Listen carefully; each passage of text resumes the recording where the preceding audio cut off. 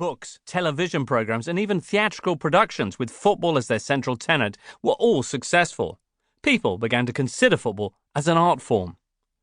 Italia 90 also marked the crossover between football as a working-class game and middle-class pursuit, with satellite television inaugurated and plans for the establishment of the Premier League, for better or for worse, in place. Out of the darkness and into the light, even if that light became too blinding for some. For those 4.5 weeks, a global sporting event played out in glorious technicolor. The green of the grass felt greener, the white of England's shirts seemed brighter than ever before. The television coverage presented Italy with a shimmer and sheen as if it were a month-long dream sequence.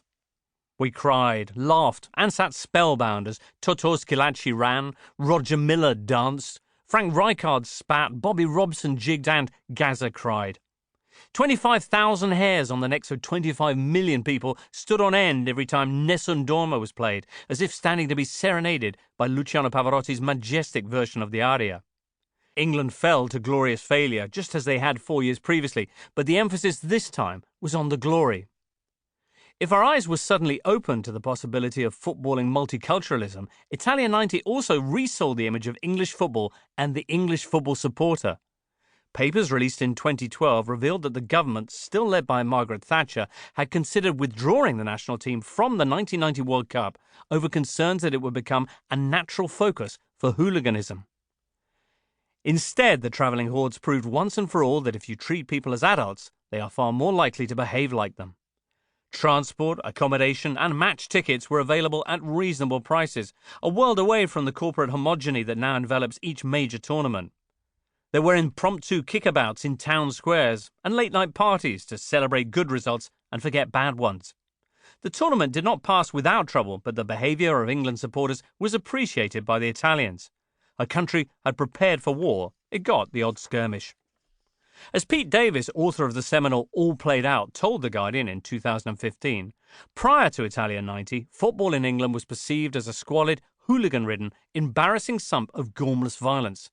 Our team was crap, our supporters were worse, and you did not talk about it over dinner. Yet Robson's squad of 22 players altered preconceptions. Only 2 outfielders in the squad were aged 30 or over, and while they limped through the group stages, England were the top scorers in the knockout stages. For the first time in years, our team played with flair and solidity, rather than lurching ineffectively between the two. FIFA's technical report on the tournament noted the team's ability to adapt and improvise with each other away from their league clubs. The team having been absent from European competition for 5 years before the tournament, you can almost detect the surprise in those typed words. The poster boy for this feel-good wave was Paul Gascoigne, a young Geordie with a glint in his eye and magic in his feet. England's most junior player at Italia 90 was also their best. If an entire country came of age over those 31 days, this young central midfielder became a man, and the man became a superstar. Move over Gascoigne, Gazza was born.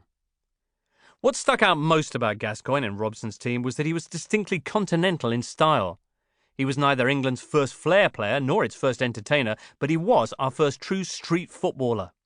His technical ability when slaloming past opponents in centre midfield was unsurpassed by any other Englishman of his generation, while his raw natural talent set him apart from almost any other player in world football.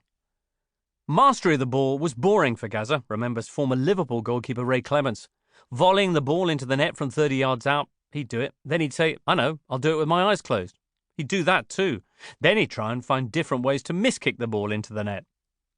Already a winner of the PFA Young Player of the Year award after a season that earned him a move from his hometown club Newcastle United to Tottenham, Gascoigne had announced himself as an England star 2 months before the World Cup against Czechoslovakia at Wembley. He provided 3 assists in a 4-2 win after England had fallen behind, alleviating concerns that he was a practical joker first and talented footballer second. Had he allowed his devil to take over before the tournament, he may not have made the plane. In Italy, Gascoigne stole the show. Even 28 years later, there is a hardwired mistrust of flair and exuberance within some in English football. The British footballing stereotype is that only the hardest will survive, and strength can only be displayed through passionate commitment rather than through skill in the clutch moments. Scratch at the relegation battle in this, last or next season, and you will find managers and pundits demanding that the players show bravery, courage and heart to succeed. That's all true.